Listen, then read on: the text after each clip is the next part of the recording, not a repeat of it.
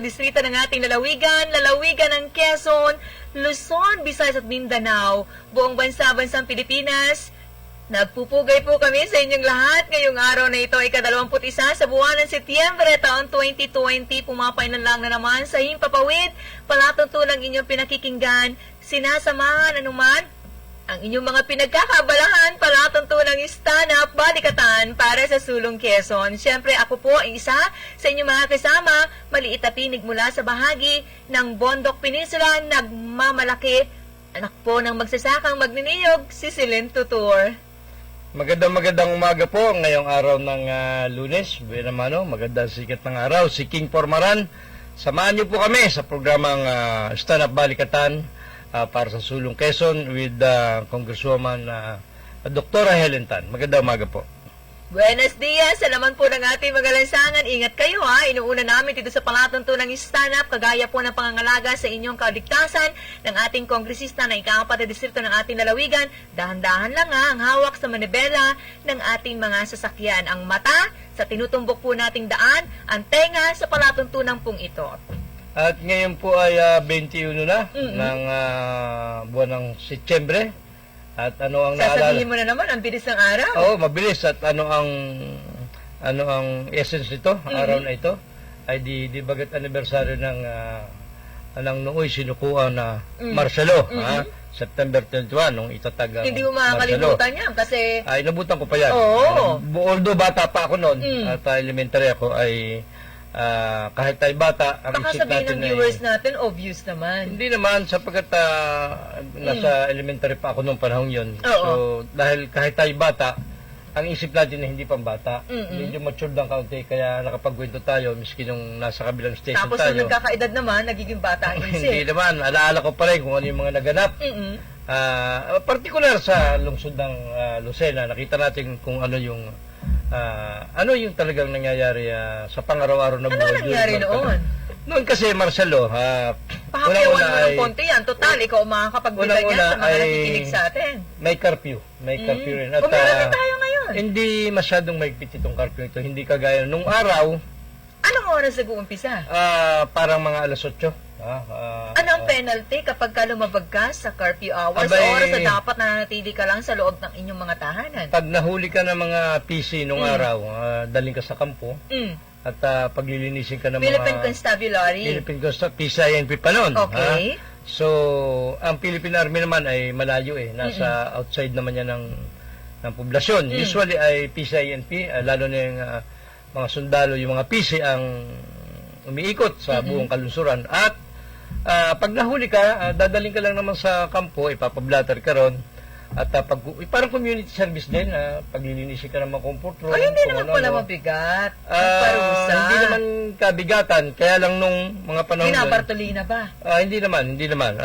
At saka bukod doon, gugupitan ka.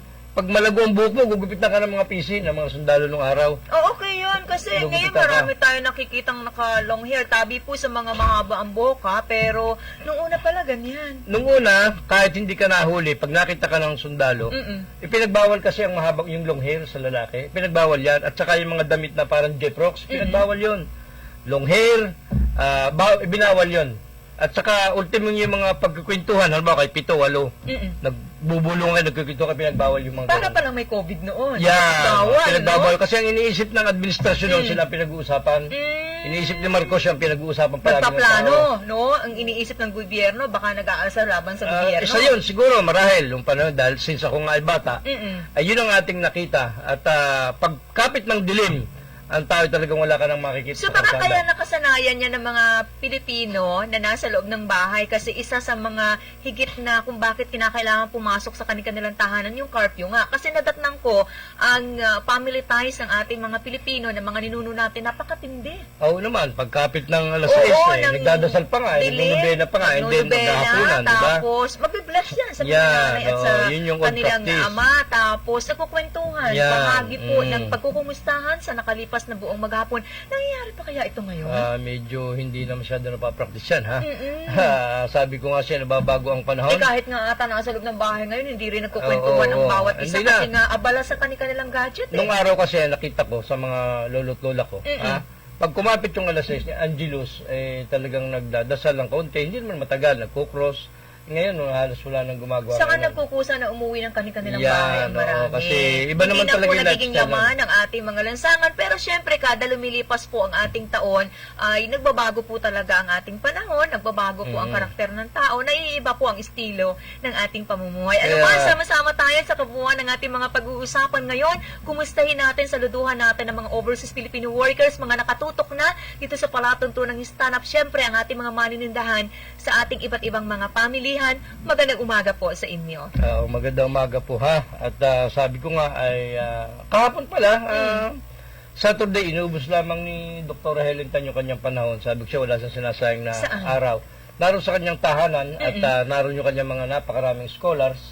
At tinurukan na rin, nag-vaccine na rin doon ng anti-flu. Yun pala yung ginawa ni Dr. Gusto kasi ni Congresswoman, lahat ng ating mga nagtutur kababayan, mabigyan po ng nasabi pong vaccine para proteksyon laban po sa pagkakaroon ng sipon, ng lagnat, ng ubo, ng trangkaso. Kasi sa panahong ito, nananatiling nasa gitna tayo ng pandemya, talaga namang napakahirap po kapag tayo nagkaroon ng anumang klase ng sakit. Kaya ang nga, hirap ng buhay. Kaya nga yun yung preventive measure. Bago pa magkaroon ng karamdaman, kailangan ay protektado na po ang Protektado ating na. kalusugan. Meron tayong vaccine. Libre po naman yan sa pakikipagtulungan ng kongresista sa bahagi po ng Department of Health at sa Rock Hospital na nasa bahagi po naman ng Gumaca, Quezon. Kaya natuwa rin yung mga scholars sapagkat nakalibre sila ng flu vaccine, anti-flu vaccine na yan. Dapat kasi pagka may ganyan na mga libreng malaking serbisyo, bagay yun ginagrab ng marami sa atin kasi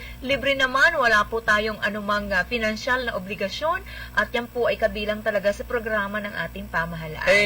Pagka nga naging bisita ka ni Doktora, antimani, walang kabog-abog, lalapit sa'yo, alokin ka na, tuturuan ka ng Ininantayan ni vaccine. Danny Ordonez Oo. dito sa ating himpilan kung kailan magagawi dito sa studio mismo ang kongresista dahil sabi niya, interesado siya dyan. Maganda nga kung makapag-vaccine dito. Ang problema ay... Lalo na yung kagaya nating mga frontliners na araw at gabi, lumalabas po, ikaw, nagtatrabaho. meron ka na, di ba? Meron Oo ka na. naman. Ikaw ang ayaw mo. hindi nga tatalab sa akin sapagkat may mga anting akong dala, kaya sayang lang. Baka Kaya, ibang klaseng karayom ang gusto mo.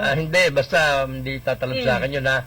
So kung makakaparito si Congresswoman, hindi makakapag-vaccine siya. Kaya lang, since may polisiya nga tayo rito na medyo bawal pa. Pero hindi, sabi kasi ni Ma'am Das, pwede namang pumunta rito ng aktual si Congresswoman. Hintay-hintay lang po at Pwede naman. dadating tayo sa punto na ang mga kasama natin dito sa DCD ay mabibigyan po na nasabi pong vaccine. Medyo abala lang po ang opisyal sa kanya pong distrito sa pagkakaloob po mismo ng mga maraming programa at proyekto. Oo, kaya...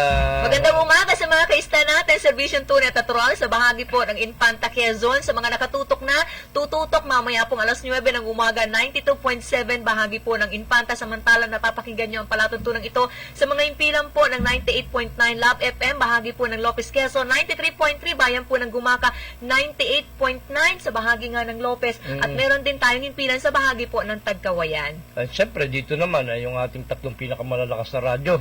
Itong 95.1, 97.5, 105.3. At syempre, itong ating broadcast channel 6. Kung kayo po ay nasa Katbi, makikita nyo sa 6. Kung hindi naka-channel yung TV nyo, pwede nyo makita sa 18, pwede nyo makita sa channel 10.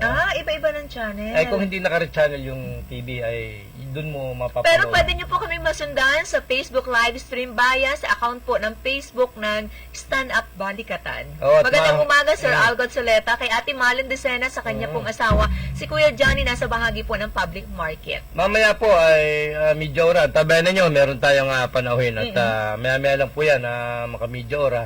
Ating po sisikapin makakuha ng ilang impormasyon hinggil doon sa naganap na sesyon at eleksyon, reorganisasyon ng Sangguniang Panlalawigan. Pinag-uusapan yan sa kahit saan sulok ng ating lalawigan, yung nangyari sa bahagi po ng Sangguniang Panlalawigan, kung saan kagaya po ng binanggit ng ating partner, nagkaroon po ng reorganisasyon, tila nabaliktad po ang pangyayari sa bahagi po ng Sanggunian. Kung dati-rate nasa grupo po ng minorya, pinangungunahan ni Board Member Sani Ubana, ngayon po sila po ang nasa majority group. sabi ng ating ilang mga nakapanem na mga medyo retired na sa gobyerno or sa politika. Mga observants natin, na kababayan, na panuri.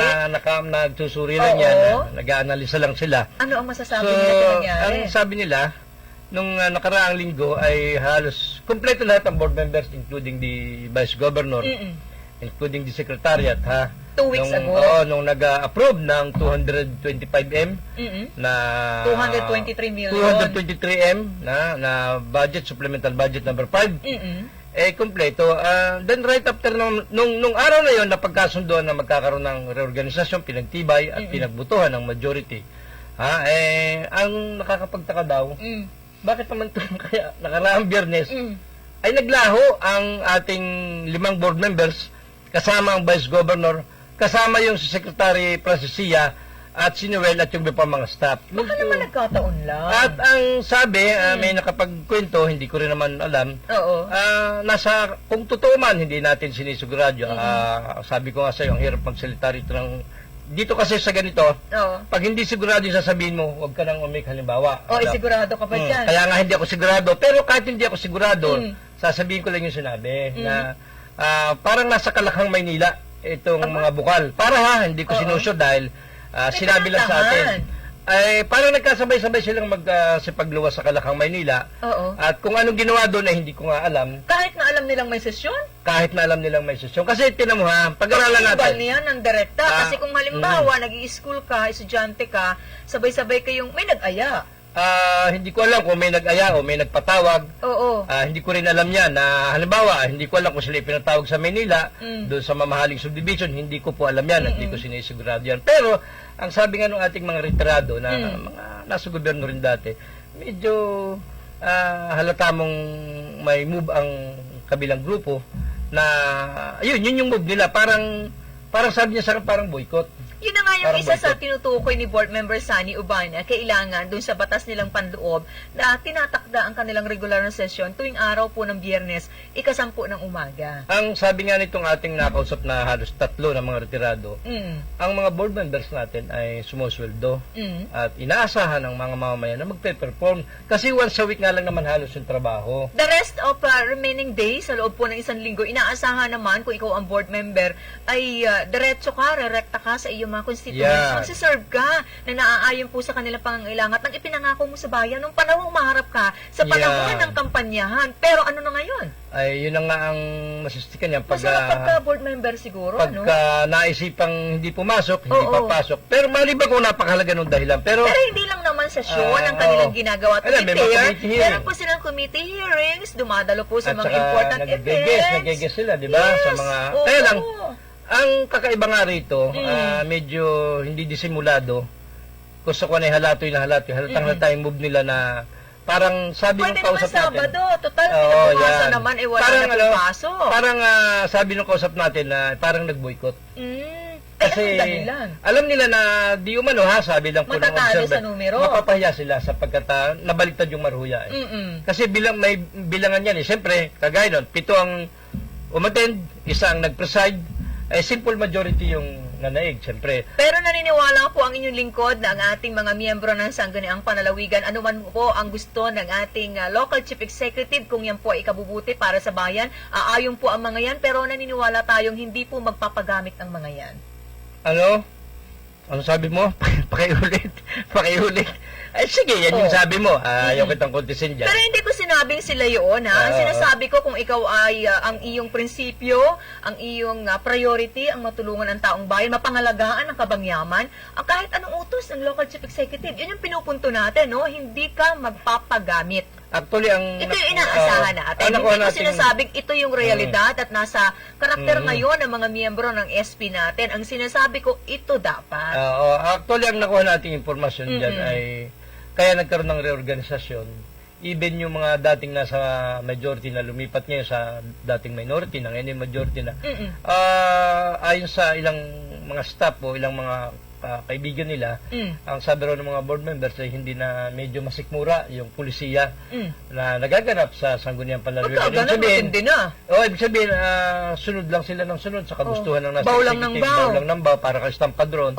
So parang hindi na nila masikmura na magpapasa ka ng mga malalaking halaga na hindi mo naintindihan. Mm-mm. Tayo nga sa Kung ating... hihingi ka nga ng budget, di ba? Diba? Sa ikaw ay ordinaryong may bahay, hihingi ka kay mister na siyang sumusweldo, siyang kumakayod sa pamilya niyo, ipapaliwanag mo kung saan mo gagamitin ang pera Kaya nga, kaya ayaw naman Kaya nating... pa kaya na 200 tumataginting na mahigit 200 milyong piso na pera po ng ating pamahalaan? Ayaw naman nating siyempre magsabi. Ayaw nating magsabi ng kung ano pa man. Sapagkat sabi ko nga sa inyo, iniiwasan po nating makasakit ng damdamin ng ating mga opisyalis ng gobyerno. Pero kung kailangan huwag kang mahiya. Kasi yan yung totoo Ay, minsan yung totoo, masakit yan Tulad nga nung, ikaw ba naman, ikaw ay halimbawa board member ka, may pinaladyang sulat, aprobahan nyo ito. Paano natin na-approval? Hindi natin alam kung ano ito. Mamaya, ang isang tier kasi dyan. Pero practice na yan. Yung binabanggit mo. Nangyayari na po ito even before. Baka naman sabihin nyo, ngayon lang tayo nagsasalita. No! Sa mga nauna po nating palatuntunan, kung inyo pong nasusubaybayan, kritiko po ang inyong lingkod ng mga ganitong klase ng sistema na pamamahala ng ilan nating opisyal ng ating pamahalaan. Kasi nga, di ba? Hindi naman tayo natatakot magsalita. Napaka-basic naman milyong-milyong halaga, ipapa-approve sa iyo. Ang problema, ang fear ng mga board members dyan, ang kinakatakutan nila, kung yung pera yun, halimbawa, hindi ko naman sinasabi, na-dispal ko, nalaspag at nagkaroon ng anomalya, hindi ba sila ang unang sasabit? Dahil sila nag-approve. Sila ang naging instrumento. Diba? Sila naging instrumento ng wala ka namang kinalaman, halimbawa, dahil hindi naman sila yung gumastos, dahil pumunta nga yan sa kung ano-anong proyekto. At ang isa pa niyang masakit, isa pang masakit, sabi ko nga, nasan itong budget officer ng probinsya?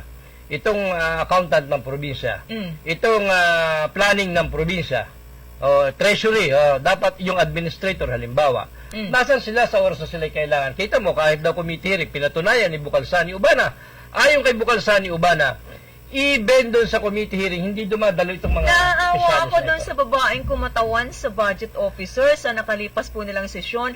Sa mga sunod-sunod na katanungan ng ilang miyembro ng sanggunian. Hindi niya maipaliwanag. Next time, be sure yung chief mismo of the department. Dapat wag mo lang papuntahin kung hindi masasagot. Hindi ko kilala ang ating budget officer.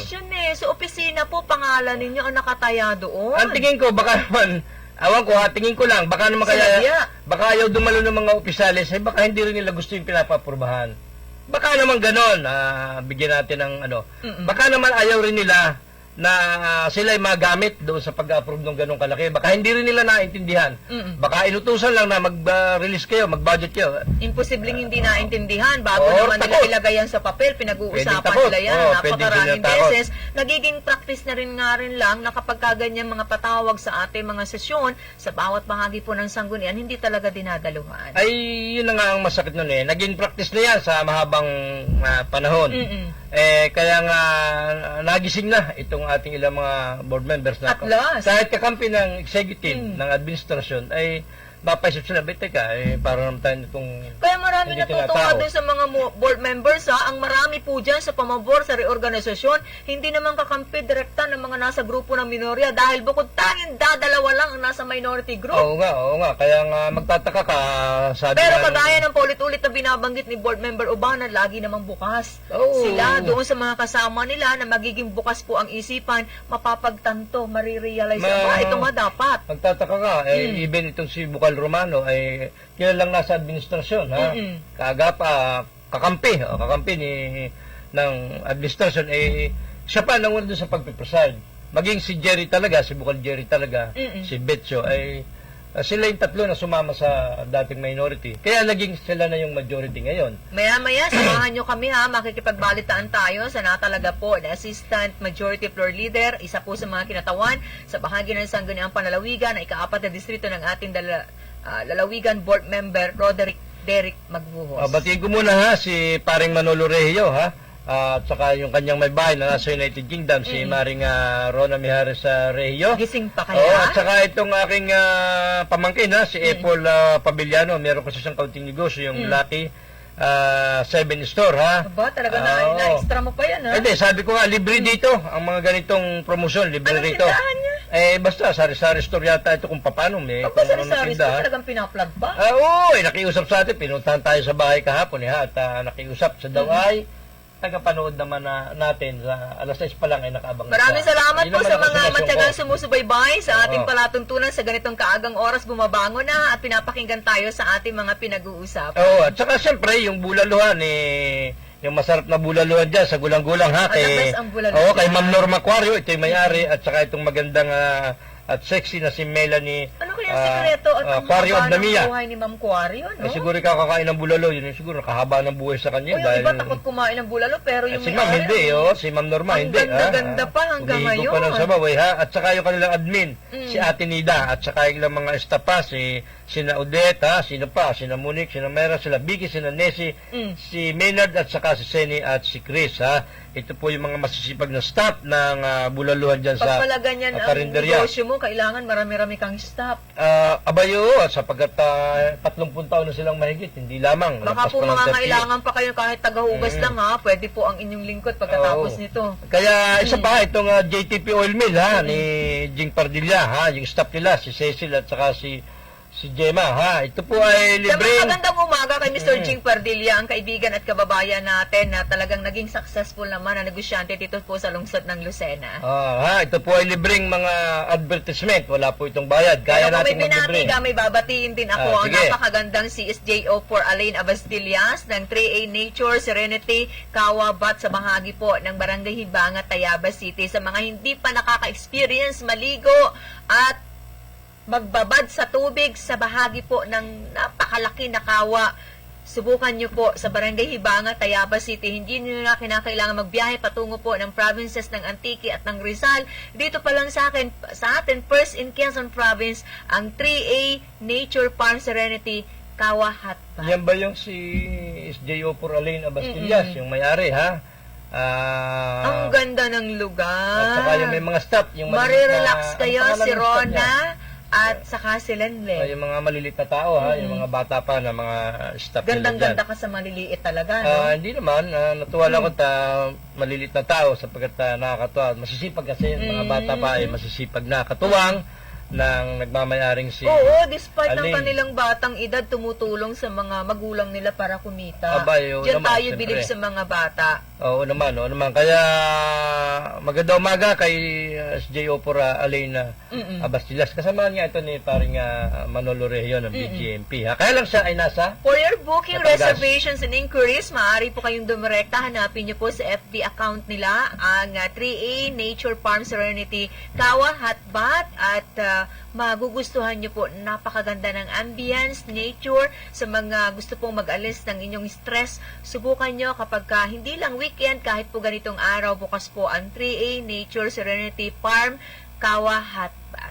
Ulitin ko salamat sa panonood dyan sa Lucky 7 Store kay Apple Paviliano ha. Salamat Utoy at hindi ko alam na siya nanonood. Hindi ko alam. So nabanggit lang niya sa akin kahapon kaya kami natuwa sapagkat pinapanood tayo araw-araw. Magpapatuloy po ang palatuntunang stand-up balikatan para sa Sulong Quezon. Maya-maya ang tabayanan nyo, mga kabalitaan natin. Ulitin po na inyong lingkod ang kasalukuyan pong Assistant Majority Floor Leader Board Member Derek Magbuhos. Babalik po ang stand-up. Makalipas po ang ilan nating mga patalastas.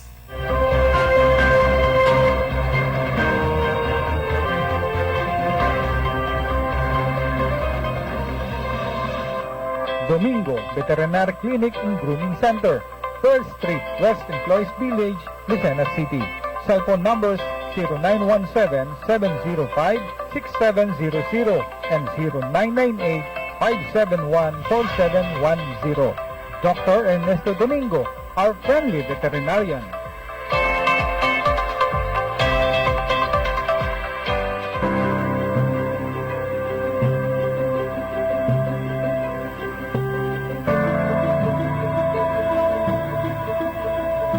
Kahit anong oras, kahit anong araw, wala kang pangamba. Alagang PhilHealth, siguradong maaasahan. Benepisyong PhilHealth, alamin at gamitin.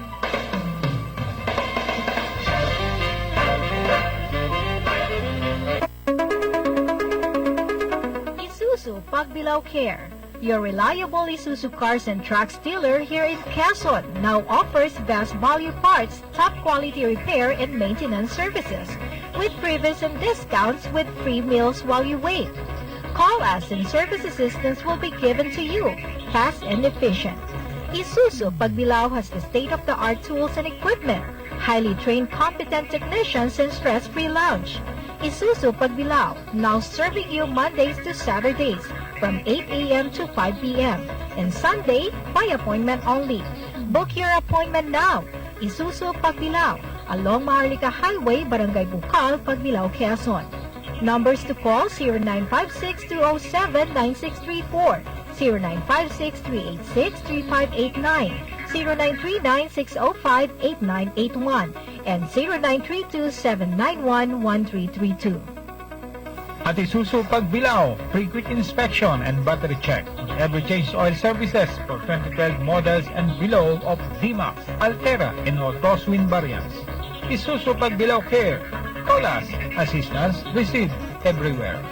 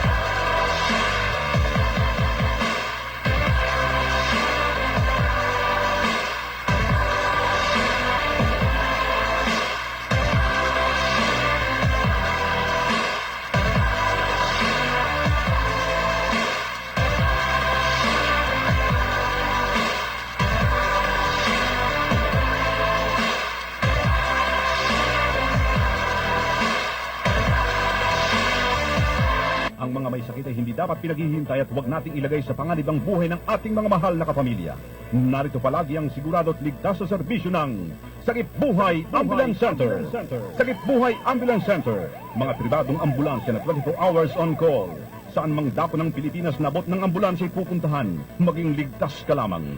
Ang bawat ambulansya ay equipped with ambubag pag grabe ang pasyente. May 3 sets ng oxygen tank with regulator. May emergency medicine, walang red tape, hatid agad, safe ang pasyente. DTI registered at kumpleto sa lisensya at permit. Sakip Buhay Ambulance Center. Maingat, kadamay sa katipitan at sa lahat ng oras ng pangailangan. Sakip Buhay Ambulance Center. Para sa mabilis na serbisyo, tawagan ang kanilang hotline 0423732983 o 0918-911-8332. Ang punong tanggapan ay nasa Calamar Home Subdivision, Kalurang Mayaw, Lucena. Sakip Buhay Ambulance Center. Kontakin lamang ating kaibigang si Danny Lingon.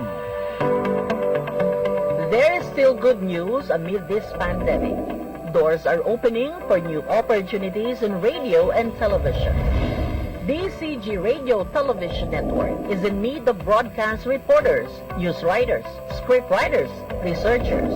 We want a computer literate English and Tagalog proficient individuals, 18 to 30 years old, and capable for a work-from-home setup.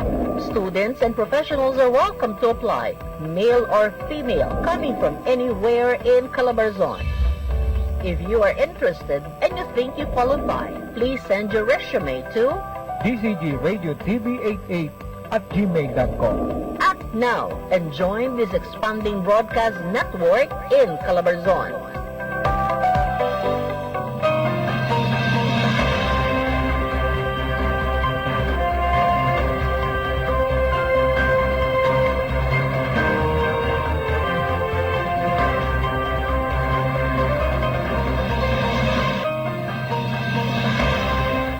Balik tayo sa ating pagtalakay palatuntunang stand-up. Balikatan para sa Sulong Quezon. Unang araw sa loob po ng isang linggong paggawa sa mga bagong kabubukas po ng inyong transistor radio, ng inyong TV set. Ako pa rin po ang isa sa inyong mga nakakabalita, nakakasama at makakasama hanggang ikapito ng napakaganda nating umaga.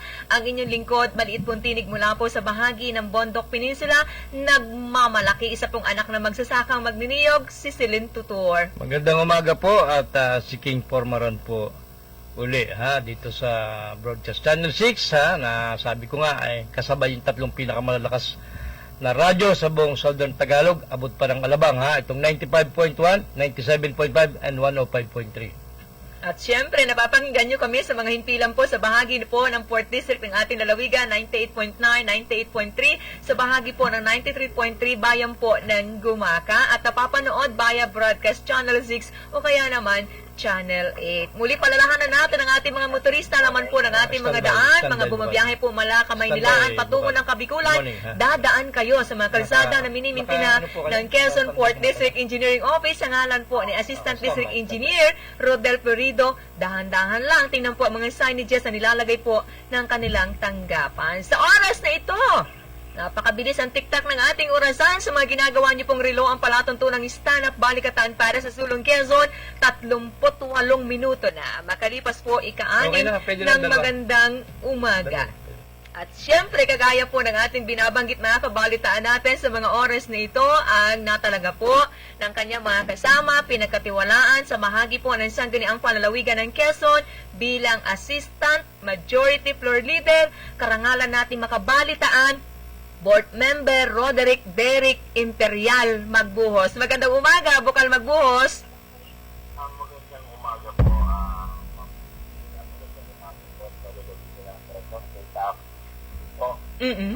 Nangalan ko po na maging bisita dito sa number 1 programa dito sa lalawigan ng Quezon. Opo, marami pong salamat sa oras sa ganitong kaaga, Board Member Derrick Magbuhos. Makikibalita po ang ating maliit na palatuntunan at balitaan nyo kami ang mga kaubayan nating Quezonians sa naging kaganapan po ng inyong reorganisasyon na ayon nga sa marami mukhang nabaliktad na ang senaryo, Bukal Magbuhos. Oo nga, pagkakasulat nga po noong nakaraang Biyernes, nagmungkahin po ang inyong abalingkod na magkaroon ng reorganisasyon. Nagdalawa po kami ni Bukal Cubana na nandun sa Maynootia, ay lagi po namin sinagulat na bigla pong nakakuha kami ng siyam na boto mula doon sa Kapulungan at po ay nagbigay hudyat para magkaroon at magbukas na naman ang isang organisasyon. Nung nakaraang Biyernes naman po, meron pong nakadalo na 8 na miyembro ng sanggunian, kaya po natuloy po ang reorganisasyon nung nakaraang Biyernes. At pahira nga po si Bukal Sani Ubana bilang majority floor leader at ganun din po ang inyong kabalingkod at assistant majority floor leader. Bukal Magbuhos, nabanggit niyo po kanina na nagulat po ang grupo niyo dati ni Bukal Ubana na Minoria sa naging pagsama po ng mga nasa majority group noon at ibig sabihin para lang po sa kabatiran ng ating mga taga-subaybay, ng ating mga taga-panood, wala pong nangyayaring pag-uusap na magkakaroon po kayo ng pagsasanib ng ilang po mga kasama dati sa mayorya? Wala po kasi pag-uusap, kundi ang aking lamang pong aking palagay, ang naging basihan po siguro ay yung aking talumpating pribileyo na tayo ay nananawagan ng isang mabuting pamamahala. At aking pong inilatag doon sa aking talumpating pribileyo na kailangan po natin ng para sa kaunlaran ng ating lalawigan, ang mabuting pamamahala po ang kailangan. Binanggit ko po doon na ito po ang mga sangkap ng mabuting pamamahala. Binanggit po natin ang transparency, binanggit po natin ang accountability, doon pong paggalang sa harapan ng pangtao, doon pong hindi kurap ang pamahalaan, at marahil po ay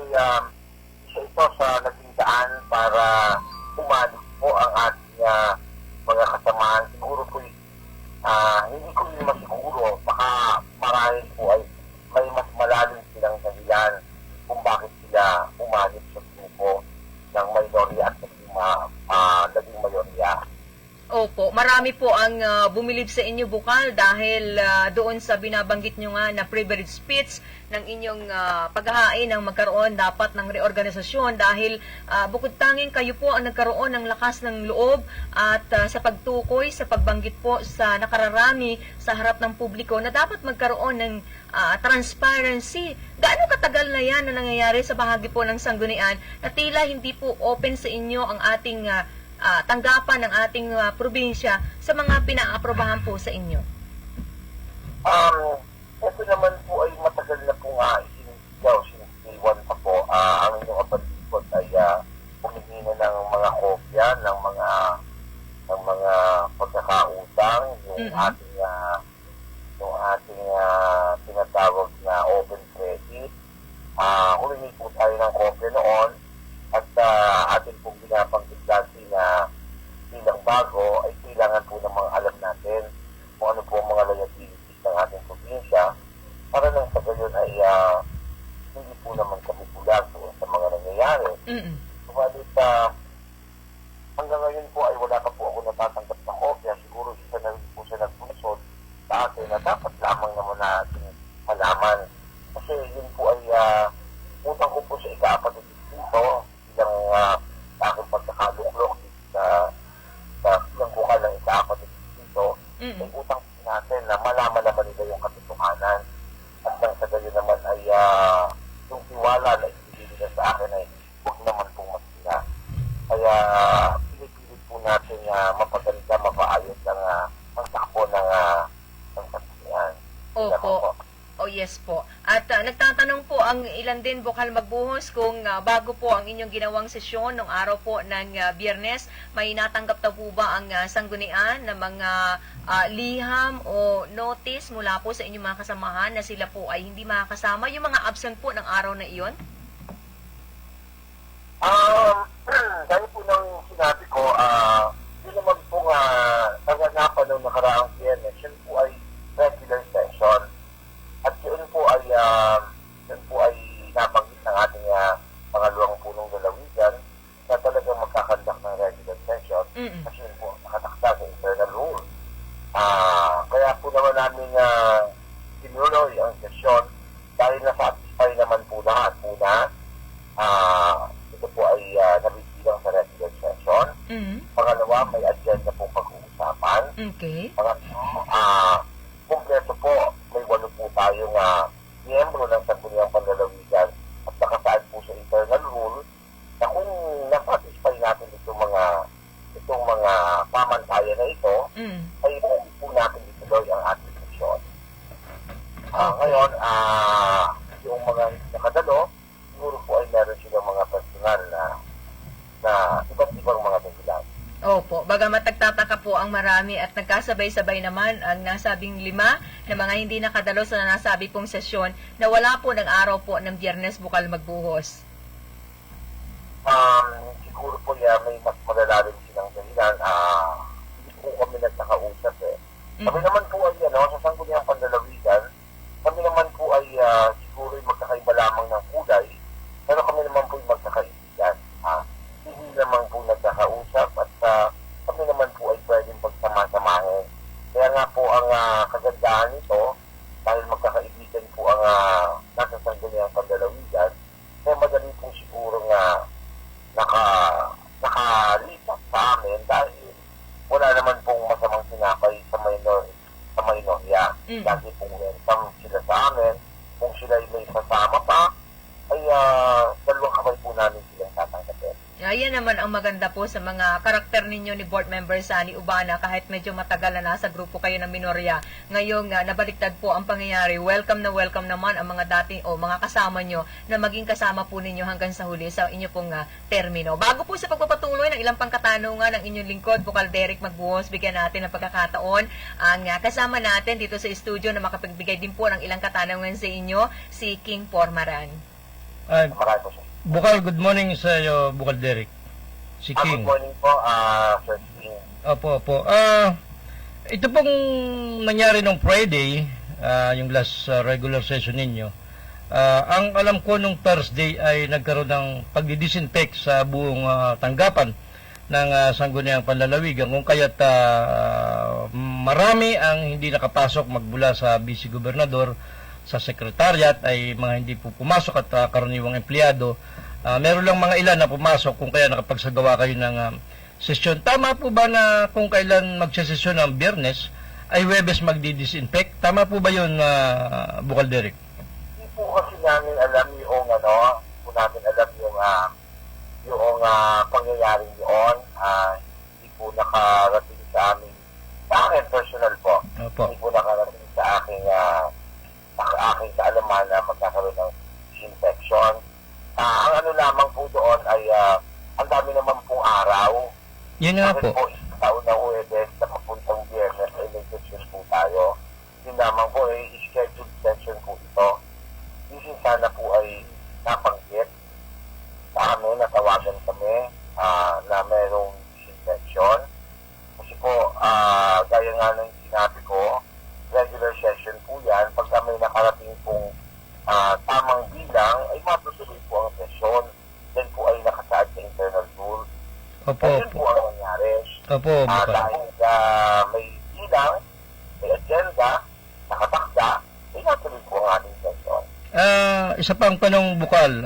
Ikaw po ba sa sarili mo bilang veterano ka ng mambabatas, veterano ka ng opisyalis ng gobyerno, ano sa simpleng iniisip mo po hanggang sa ngayon? Yung pagkakawala ng Vice Governor hanggang sa Secretariat, pati mga board members, ano po yung, ano yun, sadyang nagkasabay-sabay? O may nagpatawag? O sabi po ng iba kung totoong binoykot po kayo? Ano po ang opinion mo rito, Bukal? Siyempre, lagi po natin bibigyan ng benefit of the doubt. Ayaw po natin husgahan ng ating mga kasamahan dahil akin laging isinuturing, lagi po namin sinasabi ni Pagkalsani Ubana na kami po ay isang pamilya, posibleng nagkakatampuhan, pero at the end of the day, kami po ang magkakasama. Kaya hindi ko po sila pwedeng husgahan kung ano po ang naging kadahilanan. Pero later on na naman po ay lalabas kung ano po ang tunay na kadahilanan. At kaya nga po nang sinabi ko na kami po isang pamilya, kami po ay laan na kami magkasundo kung sila po ay sasama sa majority ay bukas parat po namin silang tatanggapin. Opo.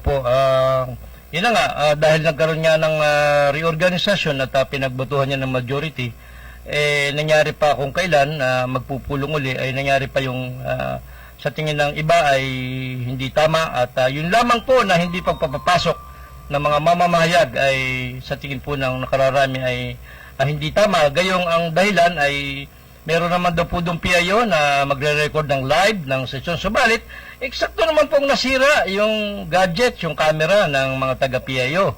Yun po ang pasabi ron. Talaga pong may mga nangyayaring, hindi po ba dapat itong inyong tanggapan ipasuob ninyo at baka may maligdo dyan sa loob ng inyong tanggapan? Bukal. Oo nga, nagkasabay-sabay, wala nga po. Even wala kami po, no? Walang technician. Pati mikropono, pati technician, wala po, Bukal? Wala, pero ganun pa man, the show must go on. Alam mo naman ang mga bukal, yun ay kung anong iniatas dyan para rin yung mga artista Opo. na kailangan gawin kasi yun ang nakatakda. Kaya walang mic, wala rin sekretariat.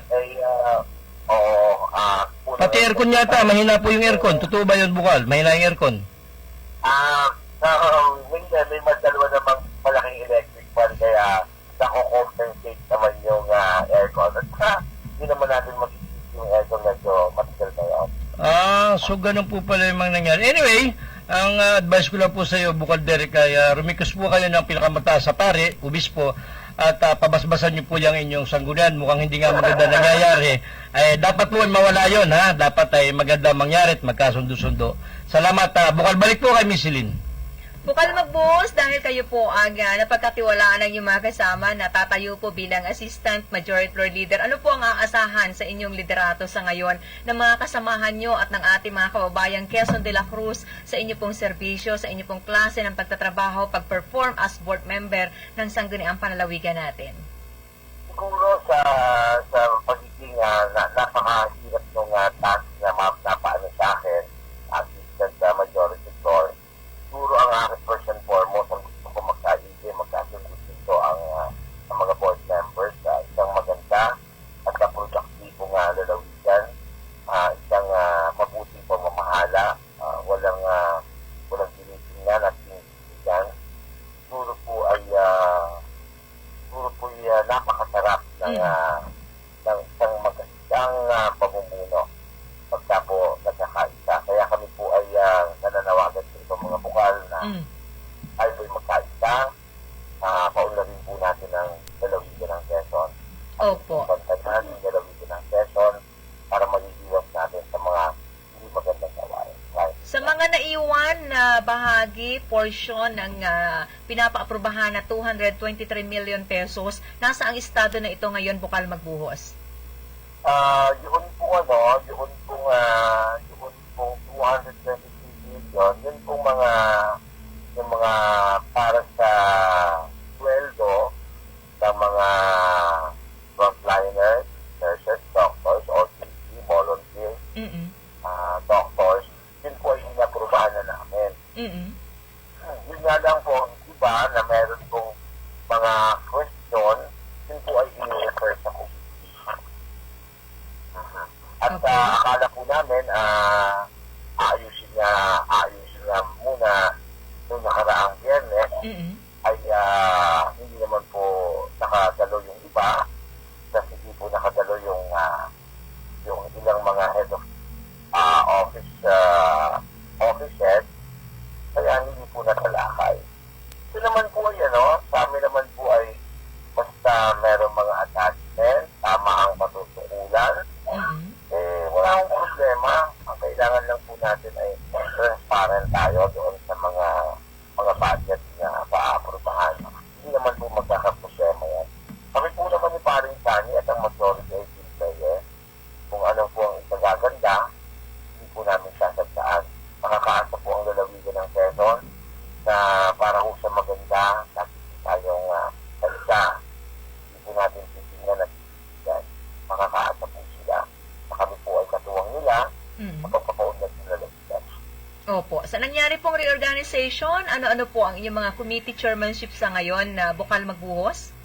Ano lang po ako, napapunta po sa akin yung Citizen Amusement at saka ito pong government property. Dalawa pong committee ang napapunta sa akin na bago, kaya nga po medyo pinag-aaralang mabuti para naman po maging dapat doon sa bagong napatukoy sa akin. Okay. Marami po salamat, Bukal Derek Magbuhos, sa pagkakataon sa oras po dito sa ating palatuntunang stand-up balikatan para sa Sulong Quezon. At baka meron pong hindi kami naitanong, mga nais niyo pong panawagan, mensahe para sa mga nakikinig nating kababayang Quezonians. Nasa inyo po ang pagkakataon, Board Member Derek Magbuhos. Una po, siyempre nagpapasalamat po ako sa inyo, Ma'am King at saka Sir King, sa pagkakataon na naibigay niyo sa akin, sa ating mga kalalawigan, sa ating mga kadistrito. Ito naman pong pangyayari ito ay hindi naman po para sa kapritso lamang ng minorya, kundi po ay sa itagagaling ng lalawigan ng Quezon. Ang amin lamang po naman ay yung lagi namin daw mabuting pamamahala, tamang pamamahala. Hindi lamang po. Marami po salamat, magandang umaga. Salamat, Bukal. Salamat. Napakinggan niyo mga kababayan ang ating pong ginawang pakikipagbalitaan sa natalaga po bilang Assistant Majority Floor Leader sa bahagi po ng sangguniang panlalawigan sa bagong set ngayon ng bumubuo po ng mayorya bago dahil paulit-ulit tayo sa pagbanggit at pinag-uusapan ito sa kahit saang sulok ng ating lalawigan ang naganap po na reorganisasyon sa bahagi po ng naturang sanggunian. Nagdala siguro. sa ating orasan, 4 na minuto na lang, mag-aalas 7 na ng magandang umaga. Siguro naman nga ay medyo dahil na bago na may magaganap kang pagbabago sa mga Yung susunod na panahon. transparency. O yun lang naman yung hinihiling ng mayorya na dapat alam nila kung ano yung pinag-uusapan doon, saan patungo yun, lalo kung budget ang pinag-uusapan, saan ito gagamitin, saan ito Mahalaga ang mabubunin, every diba? single of centavo, kaya importante po na naiipakita yan kung saan gagastahin po ng ating pamahalaan. Wala naman silang Pagtutol. wala naman silang sinasabi pagtutol na baka ito'y mawaldas, baka ito'y hindi naman wala namang umimik na mga board members na kundi tama lang yun yung proseso. Kung maalala mo yung Oo. binanggit ni Bukal Ubana sa pagbili ng PPEs, face shield at Payag face naman mask, sila hindi dun naman niya tinanong kung gaano karami particularly ang bibilhin. Kasi nga yung pangangailangan yan, hindi naman natin madidetermine sa ngayon na hanggang 500 lamang. Oo, tsaka Depende yan sa kakailanganin natin sa mga tao na dapat na mabigyan ng naturang pong mga gamit. At saka Kaya hindi nung naman ano, detailed yan na kailangan. Ang importante, nakalagay lang doon kung saan-saan po kakailanganin at gagastusin ang pera. at saka nung mga nakaraang panahon, nagpapa-approve ang Office of the Governor ng mga milyon-milyon din. Oo. May 90 Hindi million. naman maliit na halaga. Wala naman tumututol. Oo. Ang naging problema nga ng executive ay namihasa sa ganung gawin na, aprobahan nyo ito. Aprobahan nyo ito. Bilis at kailangan ko na. Di siyempre, dati, ang nangyayari, approve lang na approve, wala ng mga pagtatanong. Kahit doon sa committee, pag pinapatawag yung mga budget officer, accounting, hindi rin nadalo. Tatanungin natin yung ilang mga board member na dating kaalyado ng ating administrasyon ng provincial governor natin, pero ngayon ay mukhang nalinawan ang kanilang pag-iisip. Napasin din nila na, teka, hindi na ito tama Hindi naman talaga tama kahit saan ko tingnan na Ang pangyayaring ito, pumabor sa bawat isa sa atin. Abay, Kasi sa mamamayan. napipisahan Oo, sa ang mamamayan. pera ng ating pamahalaan. o nga, wala naman po tayong Oo, sinasabi oo. na yung pera niyan ay kung saan gagastusin at baka pagkaperahan niya, baka wala pong ganon. Wala naman nag-iisip ng Hindi ganon. naman tayo nagbibigay ng Wala paratang. tayong paratang na ganon. Even yung mga board members, hindi naman nagpaparatang na baka lustay lang ito kung saan. Wala naman Gusto ganon. lang talagang malaman kung saan po gagamitin. gagastusin. At tsaka hindi, yung commission Yung ng... pinupungto ni Board Member Duarte na yung infra, laan na pera. So, pansamantala muna, wag na deferred muna yun. paglaanan Yan. para unahin po yung welfare ng mga nagiging pasyente tinatamaan po ng COVID-19. Actually, may ilang po doon na doon, kasama nga doon sa 223M. Kaya lang, deferred muna yung infra. Sapagkat priority nga itong COVID-related services na ito na dapat maibigay, lalo na yung soldo. So, ang nangyari, ewan ko kung natuloy yung pasoldo sa ating mga nagtatrabaho sa ospital. Hindi ko pa alam kung natuloy. Lalo tigit ng ating mga frontliners. Sa mga susunod na araw po, mga kaubayan, sa mga nakatutok sa palatuntunang Stand Up, sa edisyon ng ating pagtalakay ngayong araw na ito, araw po ng Lunes, ipagpapatuloy natin yan. Hindi pa po kami natatapos ipagpapatuloy natin yan sa mga susunod po na araw. Pansamantala, mamaalam muna tayo, partner. Ay muli po si King Formaran at kami po ay ubos na naman ang oras at bukas po ay muling magtutuloy-tuloy at sana naman sa susunod na Biyernes ay magsabay-sabay na pumasok itong ating mga opisyalis na sangguniang panlalawigan kasama na yung Secretariat, Atty. Francis Sia at saka yung assistant mo si Noel So muli po kami magpapaalam para bukas ay magsama-sama ulit tayo. Maraming salamat po Boss T.I. Good morning sa iyo at saka kay Ma'am Das good morning. Salamat po. Magandang umaga. Pasalamatan natin ang ating nakabalitaan, si Assistant Majority Floor Leader Board Member Derek Imperial. Magbuhos siyempre mga kasama natin mula sa bahagyang technical, si Randy Remontigue, Danny Ordonez, Ramil Ramos, Junjun Salobre, si Lloyd Albola at si Raymond Arbulida. Sa mga tumutok sa mga himpilang ng 95.1 Kiss FM, 97.5 Radio City, 105.3 FM Paak ng Bayan, nanood via Broadcast Channel 6, Channel 8 sa mga himpilan ng 98.9 Supreme Radio, bahagi po ng Tagkoyan, 93.3, bahagi po ng Gumaka, sa bahagi po ng Lopez Quezon 98.9. Magandang umaga. Siyempre ako po ay nakabalita na kasama buong oras, Balita Tinik. Mula sa bahagi ng Bondok Peninsula, nagmamalaki anak po na magsasaka magniniyog, si Celine Tutur. Good morning.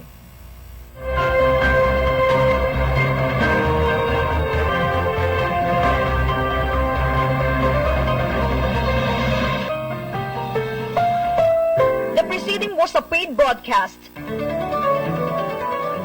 Ang mga narinig na opinyon at